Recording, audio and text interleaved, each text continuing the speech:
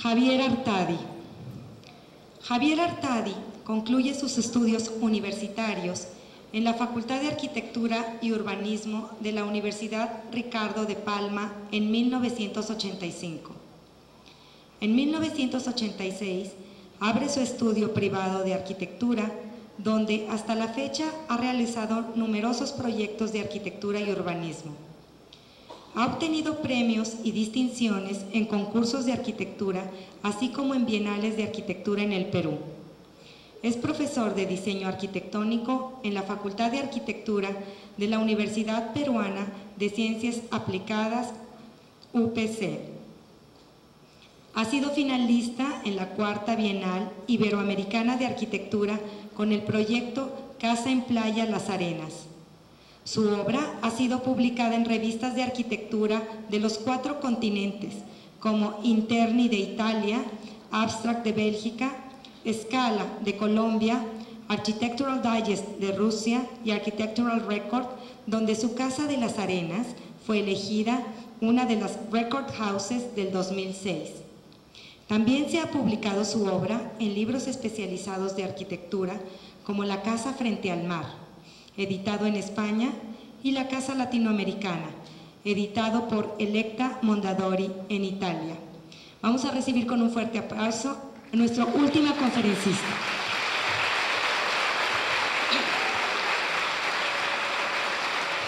La relación que existe entre México y Perú es una relación bien interesante porque tenemos culturas muy parecidas.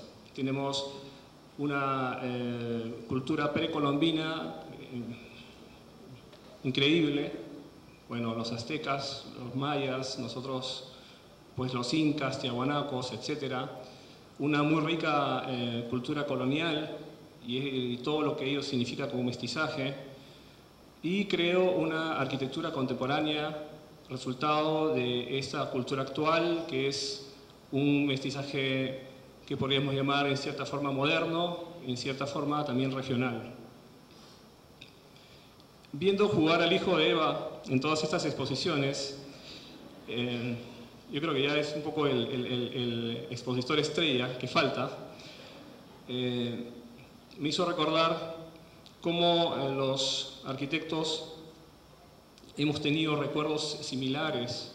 Cuando converso con mis amigos arquitectos, veo que han tenido, que han hecho los mismos juegos, o juegos similares, o han tenido las mismas aficiones, unos con el dibujo desde niños, otros con el Lego, jugando con Lego, la música, etc.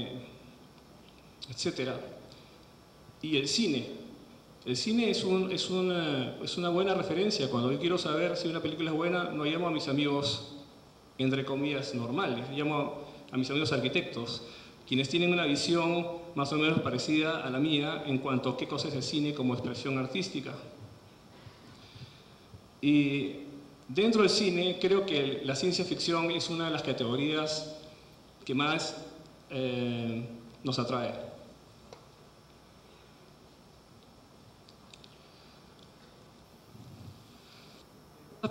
Dentro de estos recuerdos de películas, yo tengo 2 favoritas y 2 momentos favoritos en ellas. Una en el comienzo de una de ellas y el otro momento al final. En la primera película que aún me sigue fascinando es, por supuesto, Odisea del Espacio, 2001, de Stanley Kubrick. Esta película desarrollada a partir de la novela de Arthur Clarke, una increíble historia de la inteligencia, en el fondo, del ser humano desde el comienzo de su conciencia propia hasta una proyección a futuro. Y bueno, la increíble capacidad artística de Kubrick para traducir, para aquellos que han leído la novela, de una forma literal, pero simultáneamente de una forma absolutamente nueva, toda esta historia impresionante.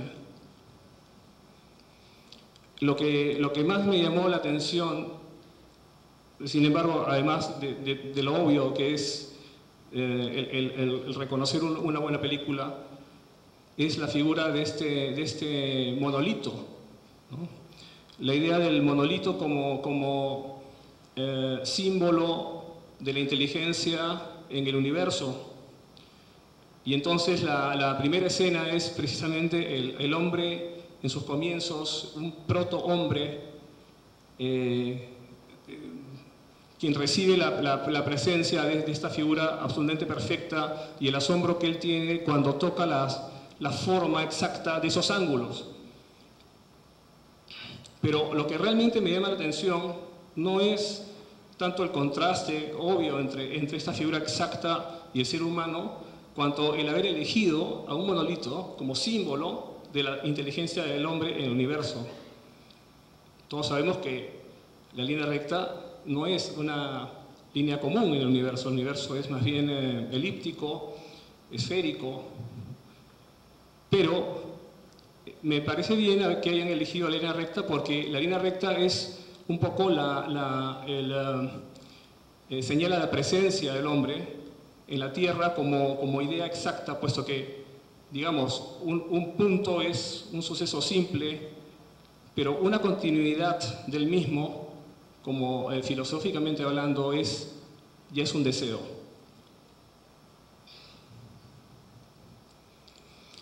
La otra película, también de ciencia ficción, que me impresionó mucho es El planeta de los simios, en la versión original. Y en la última escena del planeta de los simios se elige una playa desértica como contraste de esta increíble historia que vive el comandante Taylor en este planeta. Y es elegida una playa desértica donde está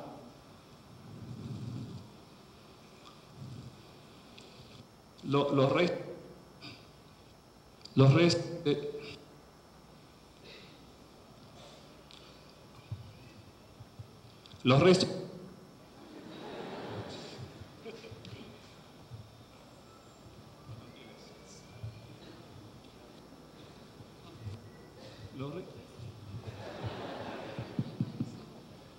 la Estatua de la Libertad,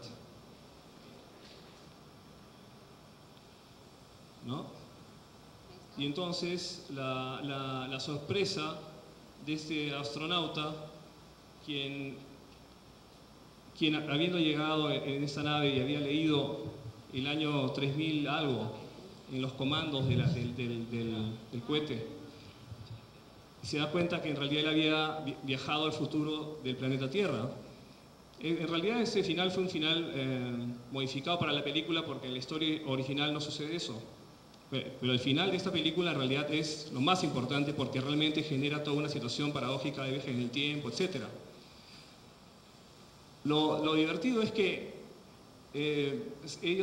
los productores eligen una playa desértica para representar el fin del mundo,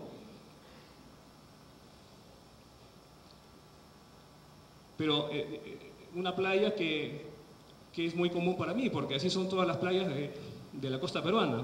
Esta foto, por ejemplo, no es de la película, está a 5 minutos de mi casa. Entonces, la relación con esta última toma, de esta expresión de vacío, la necesidad del vacío y de la soledad para esta película, no es sino el paisaje natural del cual yo vengo.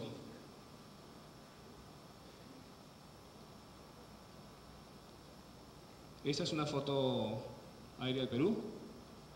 Y el Perú tiene en realidad 3 franjas. Una franja de 2000 kilómetros de desierto. Tenemos pues la cordillera de los Andes y el Amazonas.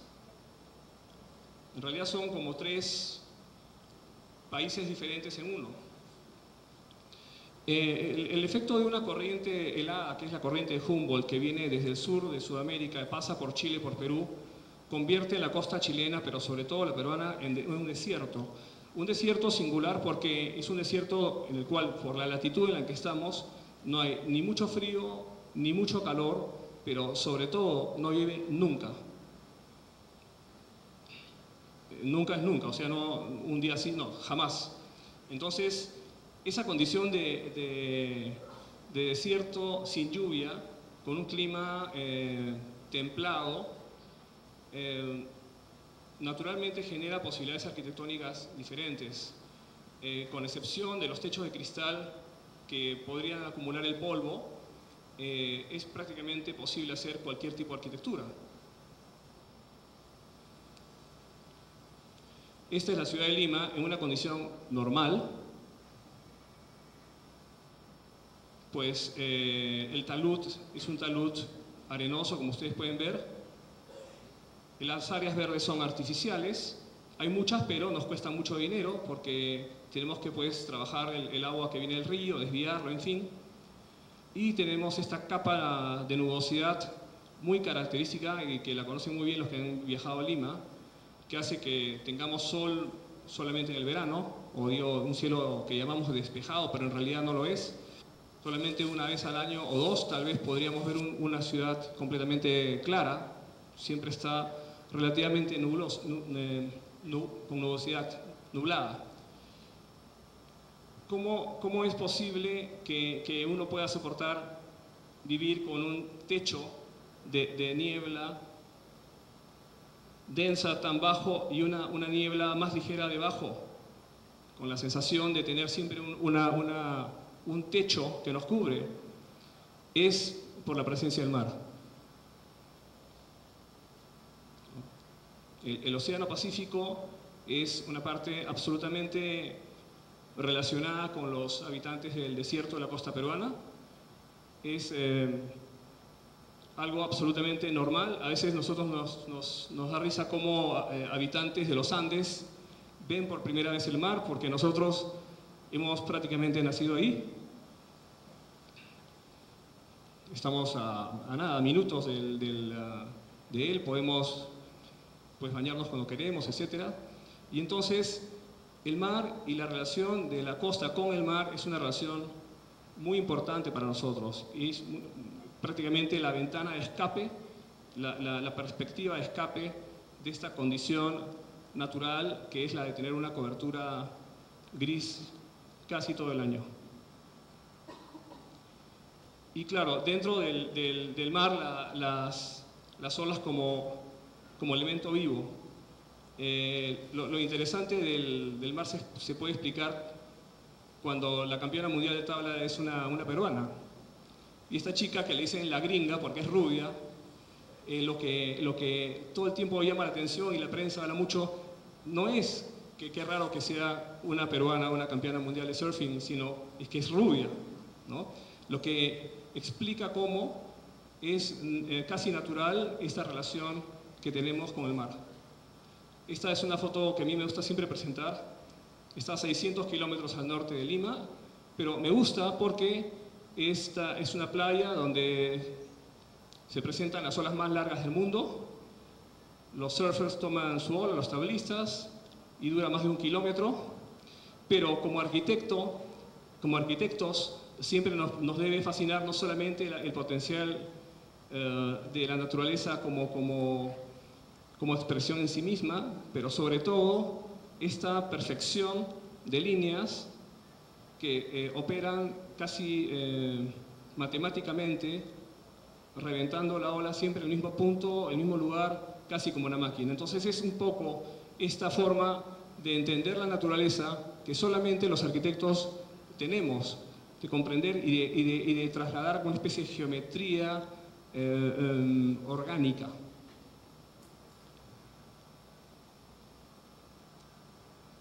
Pero no solamente los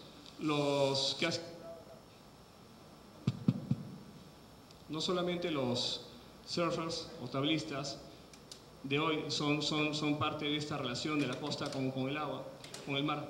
También los antiguos chimúes del centro y norte de la costa peruana, ellos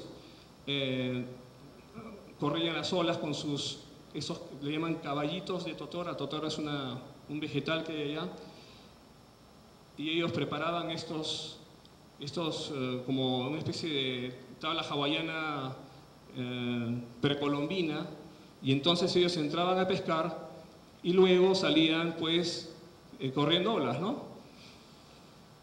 Pero los chimúes no solamente eran buenos tablistas, también eran muy buenos arquitectos.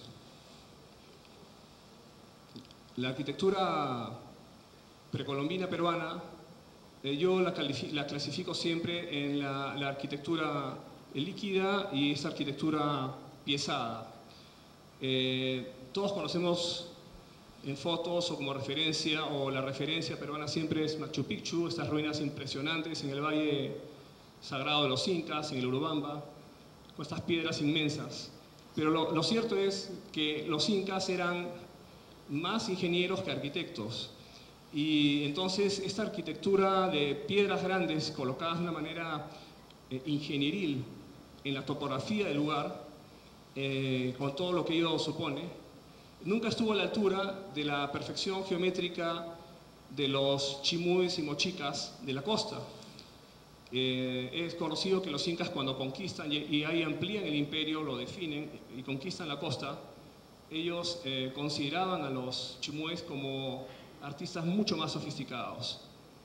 Y esto es porque en realidad el uso del adobe, que es barro, genera una posibilidad que no es sino un deseo del hombre desde sus inicios, que es la posibilidad de la continuidad de la materia.